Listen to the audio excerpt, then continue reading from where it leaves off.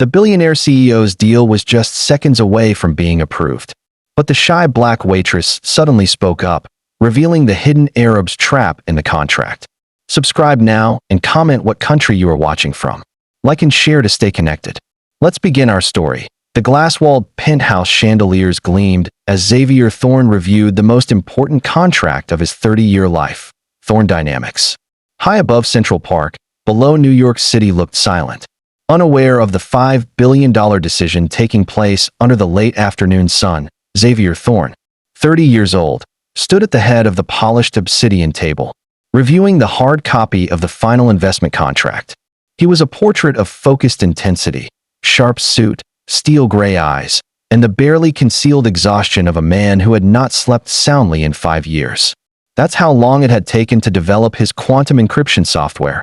And now, his life's work, Thorne Dynamics, was just a signature away from becoming a global powerhouse. This wasn't just any investment. It was the $5 billion investment from the influential Falcon Group, led by Sheikh Tariq Al Ghazal. The funds were earmarked for a single, crucial government initiative known as Project Sentinel. The Sheikh's money wasn't just capital. It was the validation Xavier craved. The fuel that would ensure his technology became the gold standard. The documents are flawless, Xav, Leo Kim, Xavier's longtime business partner, said, his voice tight with nerves and excitement. He slid the contract across the table. $5 billion, full funding for Sentinel. It validates the last 5 years of 18-hour days.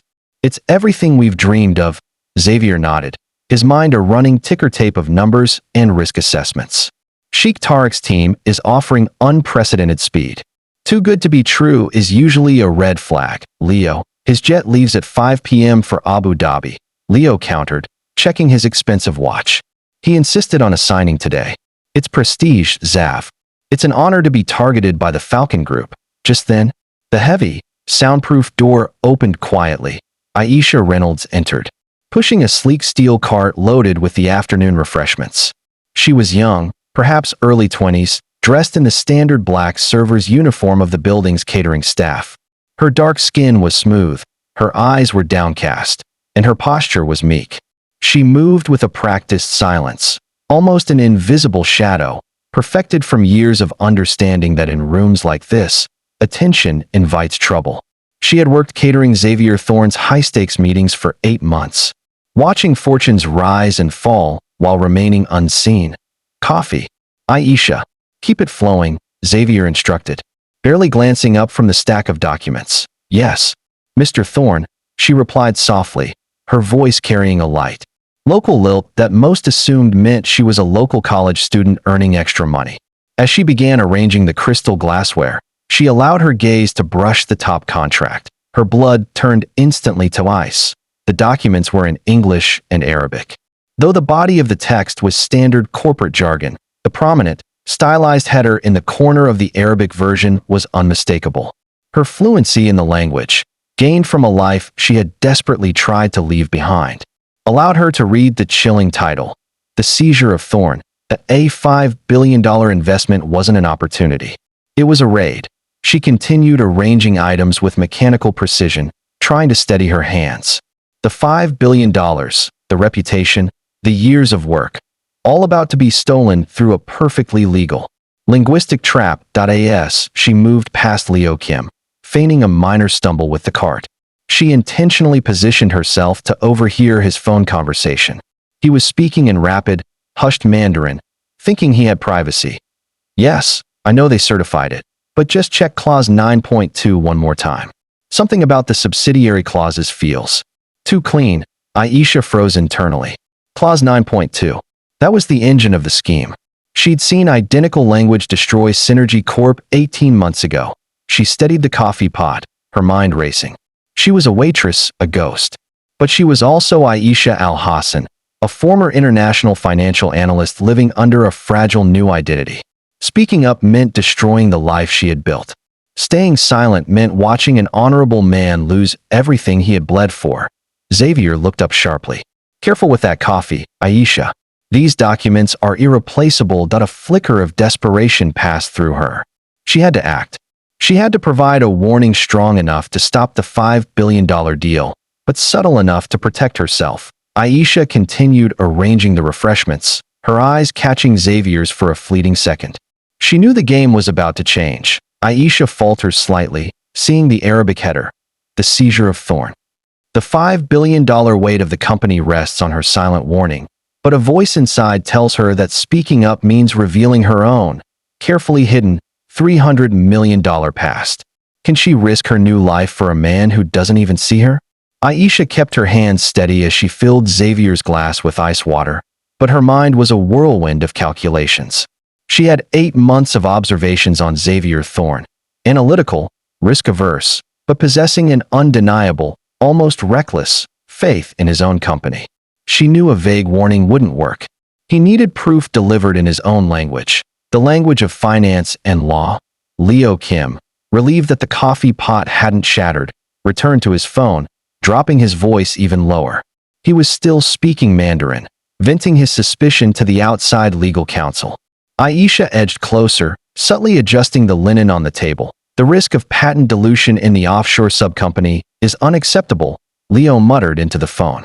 We need concrete guarantees. The Mandarin was fast, but Aisha's understanding was perfect. She knew Mandarin not from China, but from the high-stakes, multilingual boardrooms of her former life. Suddenly, Leo switched languages again, recognizing an incoming call from an international number. His tone immediately shifted to deferential French. Oui, bonjour. Lou transferred irrévocable de la technologie est standard, mais nous sommes nerveux. Nous avons besoin de rassurer le PDG. Yes, hello? The irrevocable transfer of technology is standard, but we are nervous. We need to reassure the CEO. Irrevocable transfer. The chilling phrase confirmed everything. The contract wasn't just a steal. It was a permanent, one-way technology transfer masked as a collaborative investment. The $5 billion was the bait for the $8 billion valuation of Thorn Dynamics' quantum encryption software. Aisha finished her task, her heart hammering against the thin fabric of her uniform. Tariq Al-Ghazal's advance team was due any moment. The window for a subtle warning was closing. She needed to escalate the danger. She deliberately knocked the small tray of stirs and sugar packets off the side table. As they scattered onto the polished wood floor, the sudden, sharp noise drew Xavier's attention away from the contract for the first time. My apologies. Mr. Thorn, Aisha murmured, sinking into a crouch to gather the packets. She used the position to discreetly study the 3 men of the advance team who had just entered the room. They were impeccably dressed, but the subtle, almost instantaneous closing of their body language, a specific, synchronized hand gesture, told her they were prepared for aggressive finalization. Xavier sighed, annoyed by the distraction but quickly turning back to the contract. Just clean that up, Aisha. I have to focus. We're out of time. We're out of time, Aisha thought, rising. And I have to stop you. Aisha steadied herself, gripping the edge of the service cart. She turned to face Xavier directly, her dark eyes, usually downcast, meeting his for the first time in months. She took a deep breath, letting the shy waitress facade crack, revealing a sliver of the brilliant, principled analyst hidden underneath. She spoke English, but with an undetectable Nigerian accent that spoke of an international upbringing, and used the language of the boardroom. Mr. Thorn, I apologize, but the subsidiary clauses in Section 9.2, they seem to contain a significant semantic drift between the English and Arabic. The room went dead silent. Xavier stopped breathing, his pen hovering over the signature line. Leo snapped his phone shut, his face pale with sudden, chilling confusion.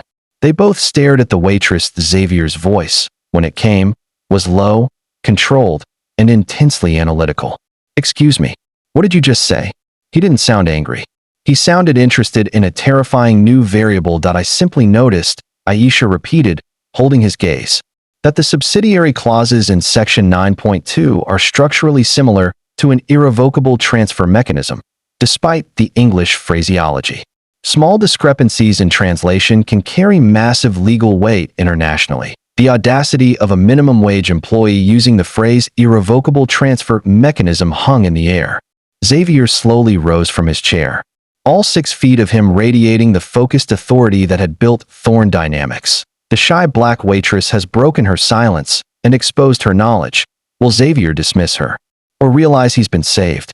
Xavier Thorne was now standing fully upright, his gaze fixed on Aisha.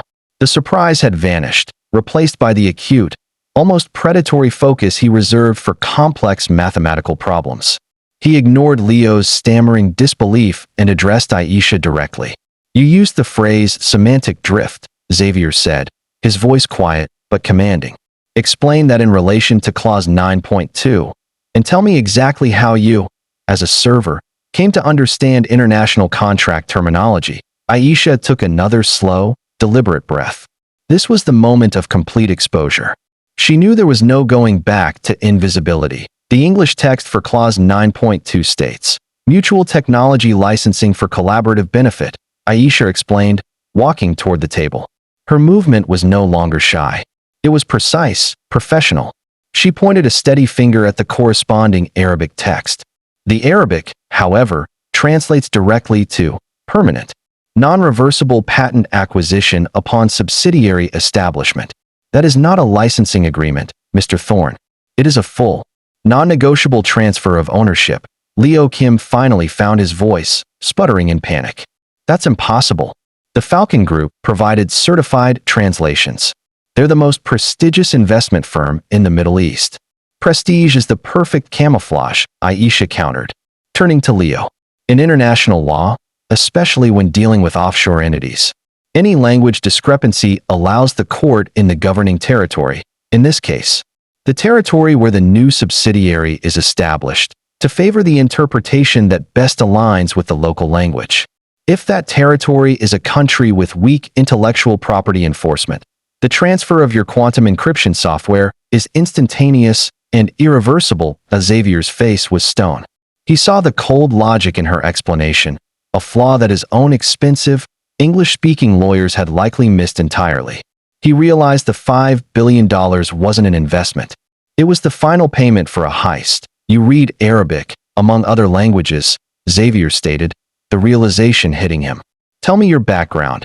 "Now, I was an international financial analyst before circumstances forced me to start over," Aisha admitted, keeping the details vague. "My expertise was, ironically, structuring and analyzing complex cross-border tech deals. I know this language because I've seen this exact trap before." The heavy door burst open. Sheikh Tariq Al-Ghazal stood there, flanked by his two attorneys and the imposing, silent security man, Malik. Tariq smiled, radiating charm and impatience. "Mr. Thorne, my plane is boarding soon.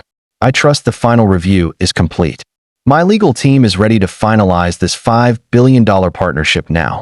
Leo, terrified of losing the money and insulting the sheik, rushed forward. "Xavier, we must sign. We can't insult them." Xavier didn't move. He looked from Tariq's polite, fixed smile to Aisha's composed, worn face. His mind, the same mind that built an $8 billion company, made the instantaneous, calculated decision. He trusted the waitress. "Sheikh," Xavier said, maintaining a cool, professional demeanor. "Thank you for your patience, but we need an extra hour. Our legal counsel insists on a final, independent verification of all foreign language contracts." Company policy. Tariq's smile remained fixed, but a flicker of cold irritation, a micro-expression that Aisha immediately recognized as pure malice, flashed across his eyes. Leo turned, his face white with rage and fear. "Xavier, what are you doing? They've been planning this for months. If we delay now, they'll leave. Then they'll wait," Xavier said firmly. "Or they'll leave. Either way, we're not signing anything until our own people verify every translation." Leo shot Aisha a look of undiluted suspicion, but Xavier pushed past him. "Leo, tell Sheikh Tariq we need 1 hour. I'm calling for an independent, certified translator right now." Leo stumbled out, mumbling apologies to the patient, lethal-looking sheik. Xavier turned back to Aisha, his eyes narrowed, the analytical curiosity replaced by a desperate need for the truth. "Aisha, you just risked everything. Who exactly are you? And what makes you so certain this is a trap?" Xavier locked the conference room door with the digital keycard as soon as Leo had left. Sheikh Tariq and his entourage remained politely waiting outside. The $5 billion deal was suspended in a tense, silent deadlock. "Start from the beginning," Xavier commanded, crossing his arms and leaning against the table. "Forget the legal terms. Tell me the human story of this trap. Why are you so certain? Aisha inhaled slowly, the air thick with the scent of fear and betrayal. Because I've seen the wreckage. The language, permanent, non-reversible patent acquisition, was a signature clause used by my former firm. Before Thorn Dynamics, your biggest competitors were Synergy Corp, Helix Data, and Omni Systems. Xavier's eyes widened slightly. They all went bankrupt, sold off for parts. We bought some of Omni's legacy hardware last year. They didn't fail. They were stolen from, Aisha said, her voice heavy with regret. They thought they were getting investments from groups like the Falcon Group. Instead, they unknowingly signed over their most valuable asset, their intellectual property, to offshore subsidiaries in places like the Sultanate of Qarzan, where international IP law is effectively non-existent. Once the patents were transferred, the investors withdrew their funds, leaving the American company with nothing but debt and a defunct entity. Xavier snatched his phone and handed it to Aisha. Call Leo. Put him on speaker. Tell him to track down the former CEO of Synergy Corporation now. Aisha quickly dialed. After several tense minutes of transfers, the shaky voice of Synergy's former leader came through. Leo, still standing guard outside, listened in stunned silence. Mr. Thorn, is that you? Listen to me. Don't sign anything with Tariq Al-Ghazal. They activated Clause 9.2 last year. My quantum technology is now being manufactured and sold in Dubai without me seeing a dime. It was a perfect, legal robbery. Xavier ended the call, his hand trembling slightly. The cold dread creeping up his spine was no longer about the money. It was about the ethical violation, the cynical destruction of other people's dreams. You saved us, Xavier whispered, his voice laced with pure gratitude. Why? Why risk your life, your job, your safety to save a company you serve coffee to? Aisha looked away, her composure finally breaking. Because I helped create the system that destroys them, Mr. Thorn. I wasn't just in finance. I was an international financial analyst working for Amir Zaki at his firm. We specialized in structuring complex global technology transfers. She took a ragged breath. I spent 3 years unknowingly creating these very fraudulent contracts. I helped steal billions. She described how she discovered the truth when reviewing the military-grade encryption software of Quantum Dynamics. She confronted Amir Zaki, and he tried to buy her silence with a promotion and a staggering bonus. When she refused, the intimidation started, threats, surveillance, and finally, a terrifying car bomb that missed her only because she was working late. The Witness Protection Program gave me a new name, a new identity, and brought me here. Aisha finished, tears welling up. But I couldn't just disappear. Every time I saw a new tech company targeted by Zaki's contracts, I felt the guilt. When I saw the Falcon Group targeting Thorn Dynamics, I knew I had to act. I risked everything to save a man who didn't deserve to be destroyed by my mistakes. Xavier felt a rush of protective warmth mixed with awe. She hadn't just given up her career. She had fled an entire life to do the right thing. Xavier reached out to grasp her hand. His private line rang. The secure, encrypted channel reserved for the head of legal. He answered quickly. Xavier, it's Agent Davies. Head of Corporate Crime, FBI. We need to talk about your investors. We're initiating an investigation into Sheikh Tariq Al-Ghazal. Xavier's blood ran cold. What's the source? An anonymous tip we received 48 hours ago, Agent Davies replied. A highly detailed intelligence package outlining the exact clause, Clause 9.2, and the specific offshore subsidiaries they use for the tech theft. It was the most perfect whistleblower report we've ever seen. We were just putting the pieces together before they hit the field. Xavier hung up and looked directly at Aisha, who was now rigid with fear, having overheard every word. The anonymous tip had arrived before the contract signing. Did Aisha plant the trap, or has she been planning this takedown all along? The silence in the penthouse conference room was shattered by the sound of the door being aggressively unlocked from the outside.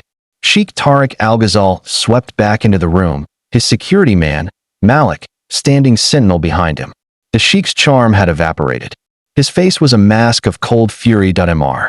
Thorn, my patience is exhausted, Tariq said, his English sharp as glass. I understand you have called the authorities. This is a gross insult to the Falcon Group and our $5 billion commitment. Xavier stood tall, meeting the Sheikh's venomous gaze without flinching. I am simply conducting necessary due diligence. Sheikh Tariq, I am informing you that the FBI is en route to review all contracts and documentation related to our potential partnership. Tariq's posture went rigid. You received a tip, didn't you? From a disgruntled competitor, no doubt. His eyes flickered contemptuously toward the contract on the table, then finally settled on Aisha, who was standing rigidly by the service cart. He looked at her not as a waitress, but as a misplaced piece of a puzzle. A very good tip, Sheikh, Xavier replied smoothly. A tip that was specific enough to name Clause 9.2 and the use of offshore subsidiaries in the Sultanate of Qarzan. Tariq's composure broke completely. He took a predatory step forward, his voice a low hiss. You have a very brave, but very visible, little servant, Mr. Thorne. Do you know where she learned to read Arabic? He focused on Aisha with terrifying intensity. The woman is listening. Eliminate the problem. As Tariq delivered the command, his security man, Malik, subtly touched a nearly invisible earpiece and started moving. This was no longer about a contract. It was about covering up a massive criminal operation. Aisha's mind raced. They were armed, and they were escalating to violence. She had to warn Xavier immediately, but with Tariq's eyes burning into her, a verbal warning was impossible. She approached Xavier under the pretense of retrieving the sugar packets she had knocked over earlier. She moved swiftly, leaning close to the table. As she passed his ear, she whispered her chilling warning in Yoruba, her mother's native language. A tongue she hoped would be completely foreign to the Middle Eastern criminals. One Neo-Hanija. One Feipawa. They have weapons. They want to kill us. Xavier's hand, resting on the table edge, stilled, but his expression didn't change. He had heard the language, recognized the tone of absolute urgency, and understood the gravity of the threat without needing a translation. He gave a slight, imperceptible nod, while Aisha continued to gather the packets. Xavier reached under the table's edge and covertly pressed the building's emergency silent alarm, a direct, covert line to building security and the NYPD. That we can discuss this rationally. Sheikh Tariq, Xavier said, his voice level. I'm sure the FBI would appreciate your cooperation. Rationality ended the moment you involved the police, Tariq sneered. Malik had reached the door, checking the hallway, then positioned himself by the interior entrance, blocking escape. Suddenly, the lights cut out. The penthouse, normally flooded with sun, plunged into a suffocating darkness, broken only by the dim emergency floor lights. A power glitch, Mr. Thorne? Tariq said, his voice now dangerously smooth. Or perhaps my contingency plan. Xavier heard Malik's heavy footsteps moving toward the center of the room. He felt Aisha's panic spike beside him. Then came the sound of breaking glass from the lobby, far below. Shouted commands in aggressive, clipped Arabic echoed faintly through the ventilation system. The corporate crime had officially turned into a siege. Xavier seized Aisha's arm in the darkness, pulling her tightly against him, away from the table. Stay low, he commanded, his voice a gravelly whisper. The white-collar crime has turned into a bloody siege. And Aisha realizes her secret identity is completely compromised. 3 days later, the quiet, suburban FBI safe house in Queens felt less like a sanctuary and more like a high-security holding cell. Aisha sat rigid at the kitchen table, exhaustion etched beneath her eyes, though her composure remained intact. She had spent the last 72 hours providing Agent Davies and her team with the intelligence package, explaining the inner workings of Amir Zaki's fraudulent contracts and detailing Tariq Al-Ghazal's vast criminal network. Xavier Thorne paced the small living room, the trauma of the penthouse siege still raw. He kept glancing at Aisha, recognizing the intense intelligence radiating from the woman he'd dismissed as a shy server only days earlier. Agent Sarah Davies, head of corporate crime, entered with a grim expression. Tariq Al-Ghazal's network is far larger than corporate espionage, she confirmed, laying classified files on the table. We've confirmed connections to arms trafficking and sales to hostile governments. Your quick thinking saved the Project Sentinel tech, Xavier, which alone prevented a massive security breach. But Omar's threat, eliminate the problem, was personal. Xavier pressed. Is Aisha safe here? We thought so, Agent Davies admitted. Her radio crackled urgently with static and shouted Arabic. She lifted it, listening intently, and her face went stone white. We have a problem. Surveillance on Tarek's associates in Manhattan just went dark. They bypassed our system. We have multiple hostiles approaching the safe house. They've located us. How long? Xavier demanded, moving instantly to Aisha. Minutes. They've already breached the outer perimeter, Davies barked, drawing her weapon. Get up. We need to move both of you to the secure federal facility upstate now. The lights in the safe house flickered and then died completely. The darkness this time was absolute, heavy, and full of menace. All units. We have a breach at the safe house. Repeat, hostile breach. Davies yelled into her radio. Xavier felt Aisha's hand find his in the darkness, her fingers intertwining with his, not out of fear, but seeking a tactical anchor. The sound of heavy boot falls and shattering glass echoed from the front entrance. Asterisk, they're coordinated, Aisha whispered. The lobby, the garage. They know the layout. Davies shoved them toward the back of the house. Move. Laundry room. There's an armored vehicle pickup point. As they reached the narrow hallway, a loud crack of a gunshot echoed down the corridor. Agent Davies cried out, stumbling against the wall. Aisha caught her arm, steadying the wounded agent as blood quickly bloomed across Davies' shoulder. I'm fine. Davies gasped, clutching her wound. Keep moving. Aisha, you're the target. You go first. No, Aisha said, her voice steady despite the trembling of her body. The laundry room window. It leads to the neighbor's yard, then the street. How do you know that? Xavier asked, amazed that I memorize every entry and exit. Always, Aisha replied simply. Asterisk, Xavier didn't argue. He supported the injured Davies while Aisha silently and quickly opened the small window. He helped the agent through the opening, then turned to Aisha. Pulling her close. That I'm not losing you, he said fiercely, his voice heavy with the depth of feeling he'd discovered for her in the crucible of chaos. Not after everything. Aisha slipped through the opening. Their eyes met in the dim, filtering light. In that critical, life or death moment, Xavier realized that the invisible waitress who saved his company had become everything to him. Marcus, hurry, she urged from the outside. Xavier followed, scrambling out just as flashlight beams sliced through the laundry room door. Followed by shouts in Arabic, they ran low across the manicured lawn of the neighbor, heading for the street where the belated sounds of police sirens were now wailing closer. They reached the curb just as federal vehicles screeched to a halt. The threat was neutralized, but the fear still gripped them. As Xavier pulled Aisha into the relative safety of the tactical vehicle, he caught her expression in the flashing emergency lights. She looked relieved, yes, but also deeply pained. Aisha, what is it? He asked urgently. She turned to him, tears finally spilling onto her cheeks. Xavier, there's something else. Something that changes everything between us. The door to the vehicle was slammed shut, separating them from the world. The moment was broken by a frantic voice over the federal radio. It was Agent Davies, slightly breathless, but cleared out. We found Zaki. Amir Zaki is in custody, and he's talking. He named her. The federal holding facility felt sterile and cold, a stark contrast to the violence they had just escaped. Xavier held Aisha's hand tightly, the only source of warmth and reality in the overwhelming situation. He was focused on her words, something that changes everything between us. Before Aisha could speak, the door to the waiting room opened. Two federal marshals escorted a man in handcuffs down the hallway. It was Amir Zaki, Aisha's former mentor, the architect of the fraud. He looked older, smaller, but his eyes, when they fixed on Aisha, burned with bitter, calculated hatred. Elena Al-Hassan. Zaki sneered, using her birth name, the name she had desperately tried to bury. My most foolish, promising student. Are you ready for what loving a woman of your rank will cost you, Mr. Thorne? Xavier's grip tightened on Aisha's hand. What are you talking about, Zaki?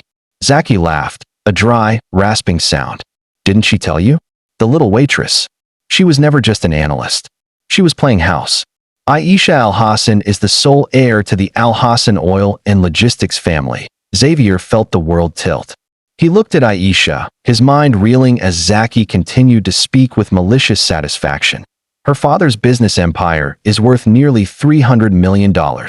All of it sitting in Swiss accounts, waiting for his daughter to claim it. She was only working for my firm because her father insisted she learn international law before taking over the empire. She was never a regular employee, Mr. Thorne. She was an heiress slumming it as a lawyer. Xavier released her hand, taking a step back. Aisha, is this true? A billionaire? Tears streamed down Aisha's face. I was supposed to be Marcus. But when I realized Zaki and Tarek were using my firm to steal from good people, I couldn't touch it. I didn't want any association with that money. I've been living on the witness protection stipend because I refused to access funds that might be connected to stolen technology. I chose to be Aisha Reynolds, the waitress, to save my soul. The sheer scope of her sacrifice, giving up a fortune to live in hiding and earn minimum wage, hit Xavier with the force of a physical blow. She hadn't just sacrificed her career. She'd given up her entire identity and a world of wealth for a moral principle. Zaki saw his opening. She's right to worry, Mr. Sterling. Can your masculine pride handle being with a woman who could buy your little company a dozen times over? A wave of pure, protective rage surged through Xavier.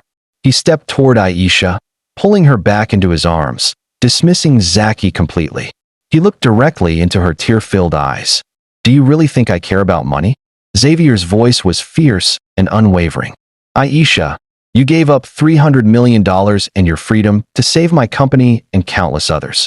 You are the most selfless, courageous person I have ever met. But the difference between us, Aisha began, her voice cracking. The difference between us, Xavier interrupted, pulling her closer, is that you're better than me in every way that matters. You're smarter, braver, and more principled. I should be worried about whether I'm good enough for you. They shared a moment of raw, authentic connection. The money, the status, the class difference, it all dissolved, leaving only the truth of their shared survival and deep-seated love. The marshals began moving Zaki toward the exit. He delivered one last, chilling threat over his shoulder. She's a target now, Thorne. Claiming her inheritance means revealing her location to every one of Tarek's associates worldwide.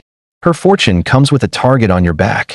As the door slammed shut, Aisha collapsed against Xavier, the weight of the decision overwhelming her. Marcus, she whispered, muffled against his suit. What if he's right? What if loving me puts you in constant, mortal danger? Xavier held her tightly. Aisha, I've been in danger since the moment I met you. Danger of falling completely in love with someone I can't live without. We'll face this together. He tilted her chin up, his business instincts returning, fueled by his love. We're going to testify, put these criminals away forever, and then we're going to build something beautiful. Your inheritance, my company, our future. We'll figure out the details. Will Xavier choose to put himself and his company in the crosshairs of a global criminal network to stay with his now billionaire bride?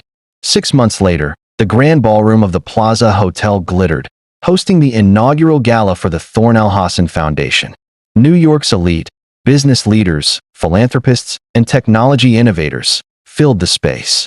Xavier Thorne stood at the podium, looking out at an audience that included Agent Sarah Davies, now promoted to head the FBI's International Corporate Crimes Division, and the many CEOs whose companies Aisha's courage had saved. Tonight, we celebrate not just the launch of the Global Education Initiative, Xavier began, his voice warm and resonant, but the power of principle. Our foundation's mission is simple. We provide technology, education, and resources to developing nations through legitimate partnerships. We believe innovation should lift everyone up, not tear anyone down. At a front table, Aisha Al Hassan sat next to Agent Davies. She wore an elegant navy gown that matched the depth of her eyes, looking every inch the formidable businesswoman she was. Over the last 6 months, they had moved mountains. Tarek Al-Ghazal and Amir Zaki were serving life sentences, and Aisha had successfully transformed her inherited $300 million Al Hassan shipping empire into a humanitarian aid transport network. Meanwhile, Xavier's Thorne Dynamics had become a global leader in ethical technology transfer. But none of this would have been possible, Xavier continued, his gaze locking on Aisha, without the woman who taught me that true strength isn't about building walls around your success. It's about using your success to build bridges for others. The audience turned toward Aisha, erupting in appreciative applause. Aisha Al Hassan, Xavier said, his voice dropping to a tone only for her, former analyst, whistleblower, heiress, and the woman who saved not just my company, but my understanding of what it means to be truly successful. Would you join me up here? Aisha's eyes widened in surprise, but she rose with grace and made her way to the podium. When she reached Xavier, he took her hands, his prepared speech entirely forgotten. 6 months ago, he said, speaking now solely to her, I thought I knew what I wanted: success, wealth, recognition. You taught me that real success isn't about what you achieve. It's about who you become in the process. You made me a better man, a better leader, and a better human being. He released one of her hands and reached into his jacket pocket, withdrawing a small velvet box. Gasps rippled through the ballroom as he dropped to one knee. Aisha Al-Hassan, he declared, his voice carrying clearly over the silent ballroom. You risked everything for justice. But most importantly, you showed me what it means to love someone completely and without reservation. Will you marry me? Will you build this crazy, beautiful, complicated life with me? Tears spilled down Aisha's cheeks as she looked at the man who had loved her despite, and because of, her terrifying past and her massive fortune. Xavier Thorne, she said, her voice shaking with emotion and joy. You are the most stubborn, brilliant, protective man I've ever met. You loved me when I couldn't love myself. She paused, her radiant smile widening. Yes, she said, clearly and loudly. Yes, I'll marry you. Yes, I'll build this beautiful life with you. And yes, I'll spend the rest of my life showing you that the smartest thing you ever did was trust a waitress who spoke too many languages for her own good.